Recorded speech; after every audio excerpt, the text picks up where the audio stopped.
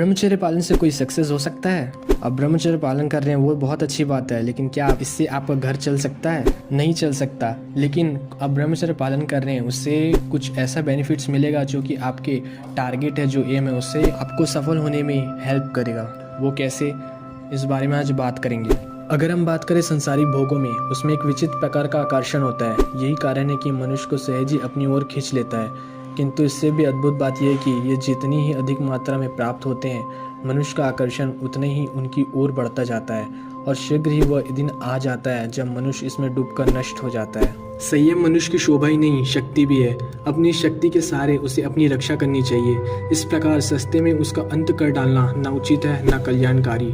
कठिन साधनाएं न करने पर भी जो वीर स्वयं को अखंड कर लेते हैं, वे अपने अंदर शक्ति का अक्षय भंडार अनुभव करते हैं और कुछ भी करने की उनमें क्षमता रखते हैं। जीवन में कुछ अच्छा और बड़ा करना चाहते हैं तो अपनी इस ताकत को बचा कर रखना बहुत ज़रूरी है। भारत के आध्यात्मिक गुरु ओशो ने कहा था, ब्रह्मचर्य सेक्सुअलिटी का विरोध नहीं है, बल्कि इसका ट्रांसफॉर्मेशन है। यौन ऊर्जा का अधोगमन है, मतलब नीचे की तरफ बह जाना, और ब्रह्मचर्य ऊर्जा का ऊर्ध्वगमन है, मतलब ऊपर की तरफ उठ जाना।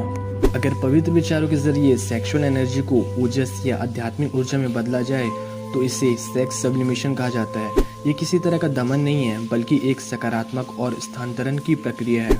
यौन ऊर्जा पर अपना नियंत्रण स्थापित करके इसे संचित करके दूसरी तरफ मोड़ देना है। धीरे धीरे आप इसे ओजस शक्ति में भी तब्दील कर लेंगे। जैसे सुषमा प्रकाश और विद्युत में परिवर्तित कर ली जाती है, वैसे ही भौतिक ऊर्जा को आध्यात्मिक ऊर्जा में बदला जा सकता है। रासायनिक पदार्थों में होने वाले परिवर्तनों की तरह सेक्सुअल पावर को साधना के जरिए आध्यात्मिक ऊर्जा में परिवर्तित किया जा सकता है। इस प्रक्रिया से गुजरते हुए आत्मा के स्तर को ऊपर उठाना है। शुद्ध विचारों की तरफ बढ़कर यौन ऊर्जा को ओजस शक्ति में परिवर्तित होकर दिमाग में संचित हो जाती है। इस संचित ऊर्जा को आप बड़े बड़े कामों में लगा सकते हैं। अगर आपको बहुत क्रोध आता है या आपके पास शारीरिक बल बहुत ज़्यादा है तो उसे आप ओजस शक्ति में ट्रांसफॉर्म किया जा सकता है। जिसके दिमाग में ओजस शक्ति संचित हुई रहती है, उसकी मानसिक ताकत बहुत बढ़ जाता है। वह बहुत ही बुद्धिमान हो जाता है। उसके चेहरे पास एक देवी तेज झलकने लगता है। वह कुछ शब्द बोलकर ही दूसरों को अपना प्रभाव छोड़ सकता है। उसका व्यक्ति फिर सामान्य नहीं रह जाता, वो असाधारण हो जाता है। शंकराचार्य, ईसा मसीह आदि महापुरुष जीवन भर ब्रह्मचर्य रहे। ऊंचे उठे हुए बुद्धिजीवी लोग अधिकतर संयमी जीवन ही बिताने की चेष्टा करते हैं।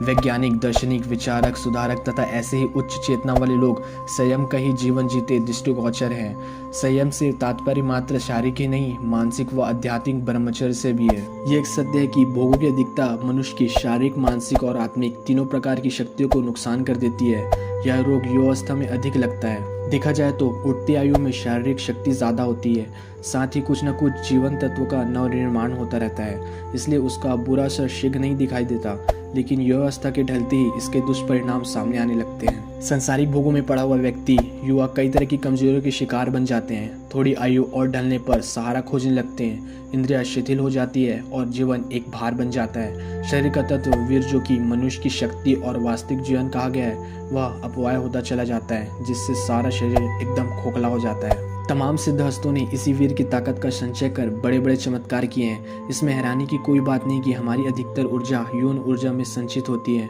दृढ़ इच्छा शक्ति के जरिए हम अपनी यौन ऊर्जा को अद्भुत क्रिएटिविटी में तब्दील कर सकते हैं।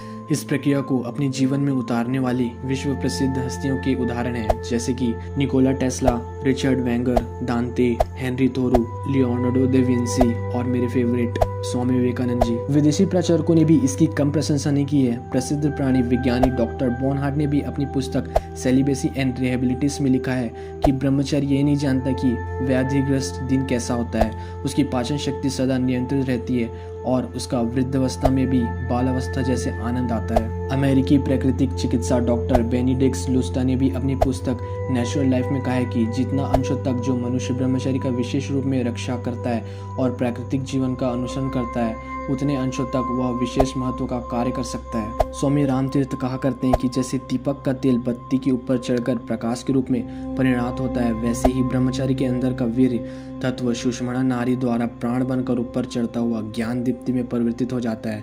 रेतस का जो तत्व रति काम यौन संबंध बनाने के समय कम लगता है, जितेंद्रिय होने पर वही तत्व प्राण मन और शरीर की शक्तियों को पोषण देने वाले एक दूसरे में तत्व में बदल जाता है। आधुनिक विज्ञान इतना विकसित हो जाने पर भी वीर की उत्पत्ति का कोई सिद्धांत निश्चित नहीं कर पाया है। समान रासायनिक रचना के अतिरिक्त उन्हें इतना ही पता है कि वीर एक कोश मतलब स्पर्म स्त्री के डिम मतलब ओवम में मिल जाता है।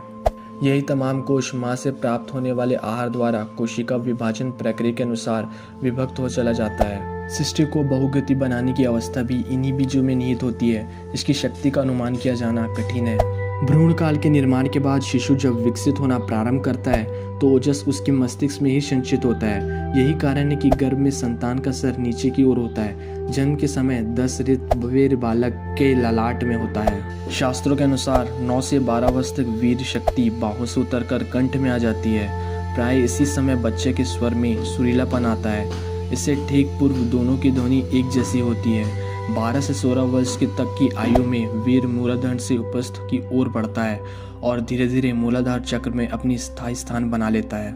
काम विकार पहले मन में आता है, उसके बाद तुरंत ही मूलाधार चक्र उत्तेजित हो उठता है और उसके उत्तेजित होने से वह सारे ही क्षेत्र जिसमें कि कामेंद्रियां भी सम्मिलित होती है और वह उत्तेजित हो उठती है। ऐसी स्थिति में ब्रह्मचर्य की संभावना कठिन हो जाती है। 24 वर्ष तक की आयु में यह शक्ति मूलाधार चक्र में से शरीर में किस प्रकार व्यक्त हो जाती है, इसका उल्लेख करते हुए शास्त्रकार कहते हैं कि जिस प्रकार दूध में घी, तिल में तेल, ईख में मीठापन तथा कष्ट में अग्नि तत्व सर्वत्र विद्यमान रहता है, उसी प्रकार वीर भी संपूर्ण शरीर में रहता है। यदि 25 वर्ष की आयु तक आहार विहार को दूषित नहीं होने दिया जाए और ब्रह्मचर्य पूर्वक रहा जाए तो इस आयु में शक्ति की मस्ती और विचारों की उत्फुल्लता देखते ही बनती है।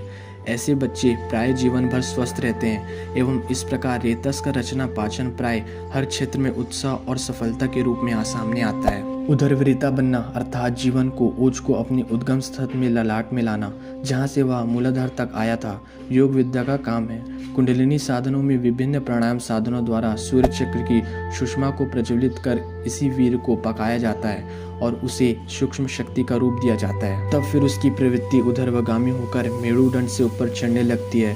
साधक उसे क्रमशः अन्य चक्रों में ले जाता हुआ फिर से ललाट में पहुंचता है। शक्ति बीज का मस्तिष्क में पहुंच जाना और सहस्त्र चक्र की अनुभूति कर लेना ही ब्रह्मचर्य निर्माण है। उम्मीद करता हूँ आपको दिए गए जानकारी से सहमत होंगे। अगर वीडियो थोड़ा सा भी पसंद आया तो लाइक करके हमें मोटिवेशन करिए और ऐसे ही नॉलेज से भरी हुई जानकारी के लिए हमारे चैनल ब्रह्मचर्य आर्ट को सब्सक्राइब करके बेल आइकन प्रेस कर देना। कमेंट में बताइए आपको वीडियो कैसा लगा और वीडियो देखने के लिए आपका तहे दिल से धन्यवाद। मिलते हैं नेक्स्ट वीडियो में, तब तक के लिए जय हिंद, जय भारत।